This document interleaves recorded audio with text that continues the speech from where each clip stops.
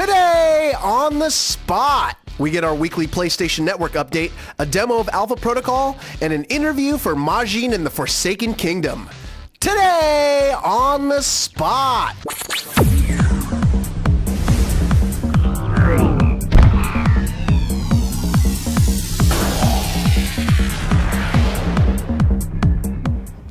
Hey everyone, and welcome to another episode of Today on the Spot for Saturday, April 17th. I'm Sophia Tong, and I'm joined by Kevin Van Orden. Hi, Kevin. Hey, Sophia. How's it going? It's going great. How about you? Good. So what are you playing these days? Let's see. I got Monster Hunter Tri on my plate. Having big fun game. with that. Yeah, it is a big game. And it'll probably last forever. It's going to last for a long, long time. But I've also got another game on my plate that's keeping me kind of busy. Yeah. And that's Deadly Premonition on the Xbox 360. How is that treating It's really entertaining. I don't want to say too entertaining. much. Yeah, it's reviews coming for that. I don't want to give too much away. It's a super budget title. Costs $20 on the Xbox 360.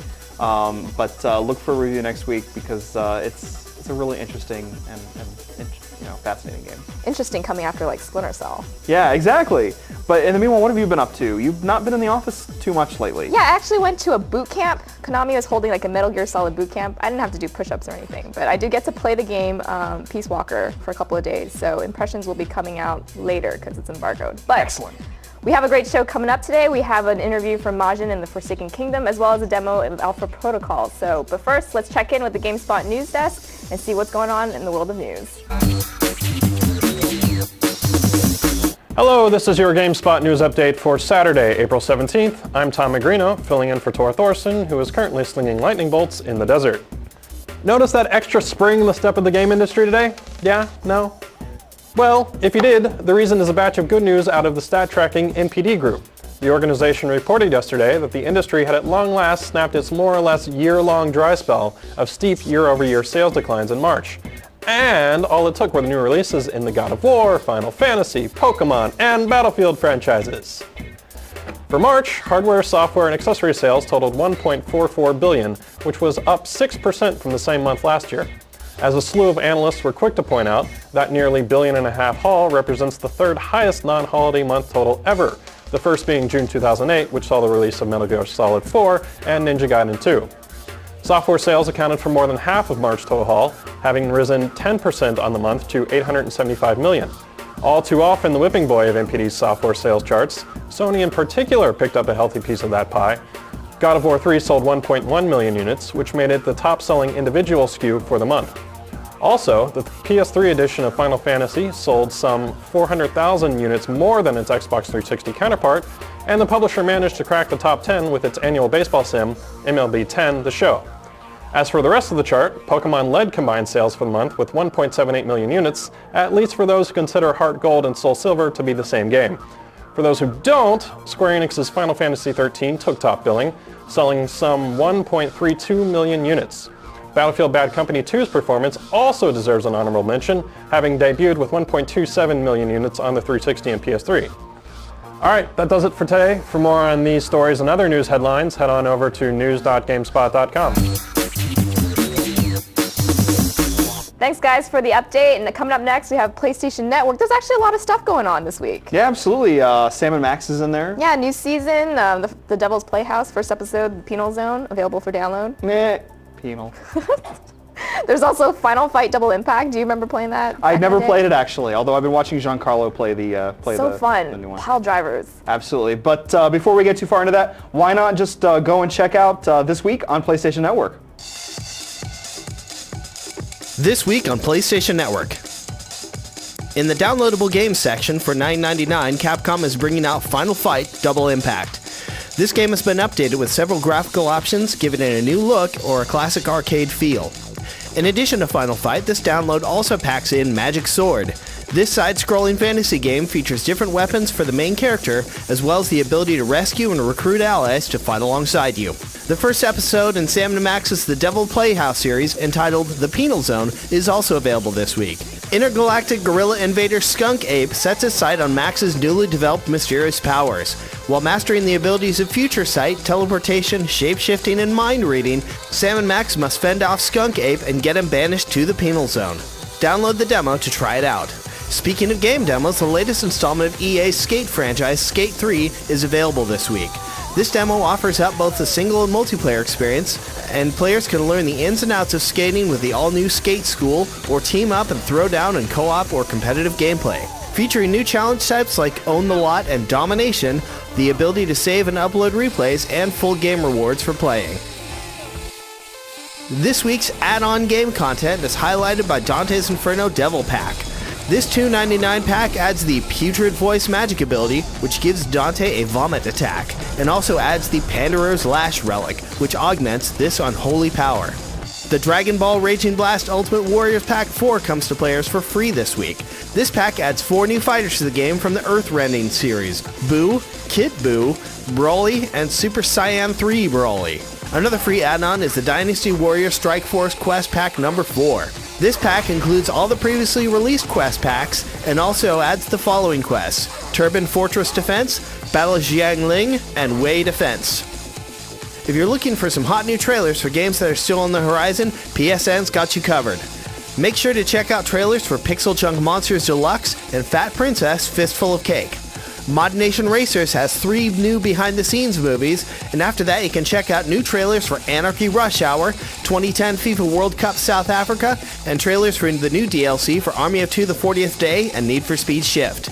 That's the full docket of new stuff for the PlayStation Network this week, but keep checking back on GameSpot.com for all the latest updates on all things PlayStation 3. All right, so now that you're all caught up with everything that's happening on the PlayStation Network, have you heard of Majin and the Forsaken Kingdom? I haven't. First I've heard of it is when you were talking about it. Oh, like just like a second ago. Yeah, absolutely. So you're excited for something like The Last Guardian, right? Well, of course. Yeah. How could I not be? This is kind of like it in a way, because you play as this guy and you have this big creature following you, and it's like a really cute, kind of endearing story, and it's like a lot of strategy elements, like you're trying to solve puzzles. So it's kind of like Prince of Persia mixed with a giant furry creature that... All right, but this creature, it's not like a cat, dog, gargoyle thing. No, it's like a Minotaur, Where the Wild Things Are creature teddy bear thing. Well, that sounds pretty intriguing. Yeah, so for more information, let's check out the interview from Majin and the Forsaken Kingdom. Majin and the Forsaken Kingdom is a game that is intensely story-driven. It revolves around a main character who is a thief, who encounters a creature of legend known as the Majin. He's commonly referred to as a giant or an ogre of sorts. When the main character encounters him, he encounters him in a state where he is unable to move, he's pinned down, and the main character needs to rescue him. After rescuing him, the two of them become companions and embark on a journey to discover Majin's lost memory, as well as trying to escape the kingdom that they ended up becoming trapped in. The gameplay is, at its core, an action-adventure game with a very strong puzzle-solving element to it. The main character and the Majin will be cooperating together to get through certain obstacles in the game to progress from one area to another. The idea is that the companionship between the main character and Majin forms a strong bond, and together, by cooperating, they can overcome the different obstacles that they encounter. If you're by yourself, the main character is unable to completely defeat the enemies. He's able to disable them. Without the Majin's powers, the main character cannot completely destroy them. There are going to be sections where the main character is going to be separated from the Majin, but during those times the main character has to essentially take care, because the brute power and the strength of the Majin is not there available to him. Once he's able to clear off a certain section where he can get the Majin to join him again, then the story is completely different, and the Majin can help come in and defeat all of the opponents that the main character had to dodge or evade using stealth. The game is coming out in summer of 2010, and it will be available on the 360 and the PS3. So I'm really excited for Majin to come out. So, but coming up next, we have our daily demo, Alpha Protocol. I'm actually looking forward to this one. It's coming from Obsidian, well known for Knights of the Old Republic 2. They're working on Fallout New Vegas. They're working on, well, they actually brought us Neverwinter Nights 2. So they're pretty well known for working on existing IPs for like sequels after another developers actually come out with the first game. So I'm really interested to see what they do with an original IP, because this is the first original IP coming from the studio. Very cool. So let's check out our daily demo today, Alpha Protocol. Hey everyone, it's time for your daily demo, and we are checking out Alpha Protocol with Sega's Tim Ernst. Tim, welcome to the show. Nice to have you here. Thanks, Brian. Good to be here. Great. So, Alpha Protocol spy game. There might be someone out there who doesn't know what Alpha Protocol is about. So, set it up for us. What is Alpha Protocol? Alpha Protocol is our attempt at bringing the spy movie genre to video games the way they should be done. Okay. So we take this awesome action, awesome moments with a ton of intrigue, and really apply this cool relationship system to give you a story that's different every time. It's different every time, and we're going to see some of those consequences that happen and how it changes the game here in just a bit. But before we get to that, tell us who you play in this game and what's he all about. Sure. The main character is Michael Thornton, and we didn't want to be too heavy-handed with where we took Michael Thornton as you took him over. So we wanted to be kind of an everyday, but he can go down the direction of Jason Bourne or James Bond or Jack Bauer. We want to give you those moments where their characters are made, it's kind of those moments of an interrogation, that tension when they have to decide whether to trust someone or execute them. So we take Michael Thornton, and you have all these moments that define him as a character across the entire game. So you're not just going to get a different ending depending on how you play. You get all these different middles, and that's what we want to show off today. Well, we're looking at a scene here, so set this up for us. We're meeting a character named Madison, and well, I'll leave it to you. Set it up for us. Sure. This is somewhere in the middle of the game, depending on how you're playing it. And Madison is a fairly innocent-looking character, not to give anything away. The Thornton character here, he's done good things. He's treated Madison generally with respect, and a lot of the choices he's made along the way have built up this relationship. So, there's no moral like good or bad specifically in the game. There's not a good meter or a bad meter, but every character has their own relationship. And in this case, we're seeing a conversation between Thornton and Madison, where the reputation of Thornton with Madison is fairly high. And we see these conversation pop-ups appear periodically. These are the choices that you make that sort of define the relationships, right? Yeah, our dialogue system gives you that option.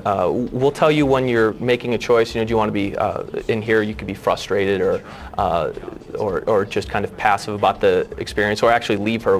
If there's an action, we put it on the A button usually. But you'll know when you can kind of shortcut the conversation if you don't want to talk all the time, because some spies don't want to talk. Yeah, some guys are strong and silent. Exactly. So here we have the option to leave. We also could be tender. We're going to choose that tender option and see where things go. That's what I would choose as well. Yeah, a little bit of tenderness. It's soft touch. It looks like it's going to work out for Michael pretty well. Yeah, well, I think you can guess what happens here. So that's one ending, but we're going to take a look at that exact same scene with a different set of circumstances, correct? Exactly. We're going to take that same moment, that same spot in the game. We're going to have a lot of different choices that led up to that. And here we're going to show, another option. These are just two of the many that can happen. Again, middle of the game. No, this isn't an ending. This isn't the end of a hub or anything. And this time, Thornton's relationship with Madison's going to be a bit more negative. Well, we see here Madison has hit him twice and just shocked him. So this relationship has changed, to say the least. And notice, this is the same point of the game, but there was no conversation. It's not like I chose to just suddenly be a dick. He's done a lot of things to lead up to that moment, and you pass certain thresholds, and people react to you that way. So whether it's a good way, a neutral way, maybe there's some slightly good, there's some more areas of gray in there, but that one was obviously not too positive for Michael. Absolutely. All right, well, now we're going to take a look at some of the more straightforward action in the game. Set this mission up. What are we doing here? Sure. This is towards the end of our first act, so we're tracing down this Shahid, who's the head of this terrorist organization, Al-Samad. So here you start to see some of our combat, our RPG system layered over our combat. We wanted to make it very easy for the player. These aren't dice rolls. This isn't a turn-based game. We really wanted that feeling of being a spy. So inside of that reticle is where your shot's going to go. The longer you wait, in this assault rifle, you see those little carrots coming in, and that'll be a critical hit. Okay. With the assault rifle, that's one way of getting a critical. Pistol has a different way. Submachine guns have a different way, and shotguns have another completely different way. So we take that RPG critical and apply it into a moment-to-moment gameplay system. I noticed you earned some money there Is there shops you can buy new weapons and ammo and stuff like that? Yeah, our shops are actually tied into characters too. So in our clearinghouse, you'll come across these people who are selling you stuff, and depending on your relationship, that'll change the price. Or if they're available at all, if you end up killing them. Ultimately, you do use your money to buy different weapons, buy different mods, buy ammo, gadgets, armors, even dossiers. And we're using a skill here, I guess this is an active skill, silent running? Yeah, we just activated silent running, so we have a 30-second ability where as long as they're not seeing you, they're not going to hear you. So it's a fairly early ability, but definitely good in the stealth path. These active abilities are, by the definition, activated, and we're going to show a couple through this silent running, chain shot, focused aim. And this is the inventory screen. This is the inventory screen. You can upgrade your weapons. Always a nice thing when you're a spy. Absolutely. Models, magazines, scopes, barrels, gadgets. Who doesn't want to carry around an incendiary grenade just in case? I wish I had one now. You also have limited, some of our rarer resources are the special ammo. For instance, we have some subatomic assault rifle ammo, subatomic, subsonic. That would be awesome. We have a railgun in there all of a sudden. The subsonic ammo shoots basically as our stealth assault rifle. So if you play stealthily, you want to use that assault rifle, and if you want to play lethally, you'll kill them with that. And as you were saying earlier, before the interview began, you can play this game without killing anyone, right? Yeah, you can play this game without killing a single person. It doesn't mean you're not going to fight people along the way, but ultimately you make that decision on whether to let them live or let them die, because basically you're a rogue operative. So what are we using here? This is a chain, I believe? Yeah, chain. It's called chain shot, and it's our active skill for the pistol. We wanted to simulate that Bauer looking around the corner, seeing three people, and then popping out, seemingly in slow motion. Here we've just used our RPG system for stealth called Shadow Operative. Basically, you're invisible for a very short period of time. Okay. If you ran, it would have broken it. There's all these little pieces where the further you progress, the stronger and stronger that RPG skill becomes. Right. So set this up for us. We're trying to take these guys out, and there's a boss we're trying to take out here, right? Yeah, this is a little mini boss. Similar to that, the Madison conversation wanted to show a bunch of different middles. Well, we want to show that in every boss fight, they can really turn out differently, and we try and reward people for taking on the challenge in a different way. So we could obviously be in a gunfight right now. He has a huge assault rifle. We're playing right here to be stealthy. So we have some subsonic rounds. We're sniping everybody with a critical.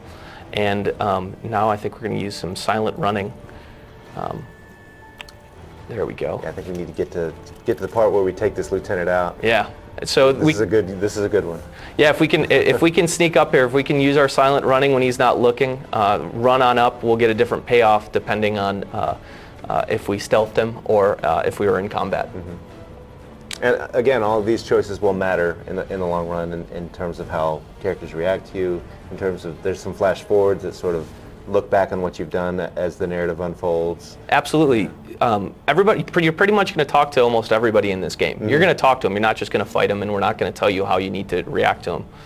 This guy doesn't have the advantage of a conversation. That was a nice snake. Yeah. That's very challenging to do. When we get to these characters, you're going to decide, what direction you want to take the story. All right, well, Alpha Protocol's coming soon, right? It's coming June 1st. June 1st on Locked in, yeah. Xbox 360, PS3? And PC. All right. Tim, thank you so much for being here. Look for Alpha Protocol coming very soon. All right, so that about wraps up the show. What's coming up next week? Well, I know we've had some folks in Hawaii this week for Capcom's Captivate event, so look for some information to come out on the site next week. Although nothing nearly as captivating there as what's here in the studio with me, and that's Miss Sophia Tong herself. Oh, well, thanks, Kevin. Although I'm sure Hawaii on its own is pretty captivating. Not without Sophia Tong there. Yeah, thanks, Kevin. I actually will be in Vegas for Bethesda's Gamer Day, so be sure to stay tuned for the site for more coverage on that. But for now, have a great weekend, everyone. Thanks for watching. I'm Sophia Tong. And I'm a Sophia Tong-loving Kevin Van Ord. See you guys next time. All right, now that you...